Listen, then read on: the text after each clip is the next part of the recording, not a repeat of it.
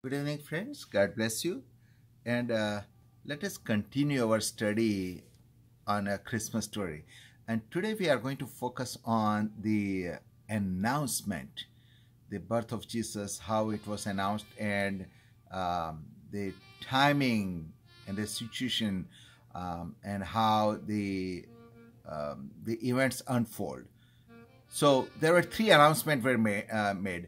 Bible doesn't say that um, was there any verbal communication with the Magi's, because they saw the star and they started their journey to find the newborn king.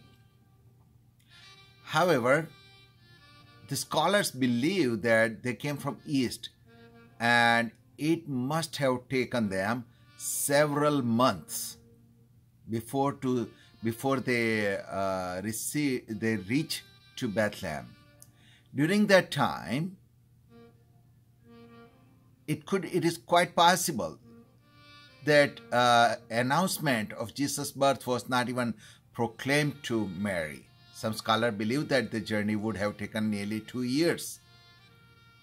It looks like that when Magi figured out that the King of Jews is going to be born, and they started a journey, they just walk on a promise. And God is working miraculously behind the scene. That when the angel appeared to Mary and announced that good news, the Magi's were already on their way. And if you look at our own lives, God has given us a promise. And sometimes we think that when this promise will be fulfilled, when I will see the results. Is God is working? Or is God has forgotten about the promise he has given to me? If you know the story of Moses, before he stand in front of Pharaoh and proclaim that let my people go, 80 years has passed by. From Moses' birth to he came to deliver the Israelites. 80 years. He was 80 years old. All those years, 80 years, people of Israel must be thinking that when this bondage will end, when we will find a deliverance, we will ever be come out of this bondage. They didn't know that God is already preparing a deliverer for them. Magi laughed, didn't know that what is happening, but when they were journeying, God was orchestrating everything. An announcement was made to Mary. So if your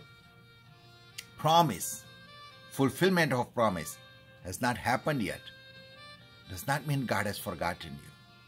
Does not mean God does not love you. It does not mean that God cannot keep his promise. He's already working. He's already working. In the new time, you will see the results. And there is another group of people, shepherds. Announcement was made to them that today you will find a baby in a manger. And nobody would have ever thought that these are just the shepherds. And shepherds were not looked down very nicely in those times. They were kind of outcast. But they were the one who were awake in the night. And they are the one who got the announcement. So you might be facing the darkest moment in your life. You might be totally alone you think just like in the wilderness. You might be out there in cold and hard reality. And nobody's around you. Everybody is sleeping in their home. Everybody has a good life. Everybody has everything. And you are kind of left out, having nothing. Cold, hard reality. But in those moments, When we are in the valley, we will experience the power of God in such a profound way that we will never experience when we are on top of the hill. So don't lose hope, don't lose courage, because the Christ birth will be announced in the lonely places. And then there is a third announcement was made to Mary, a young girl. And she responded, "Let thy will be done." And all these three occasions, the one thing is common.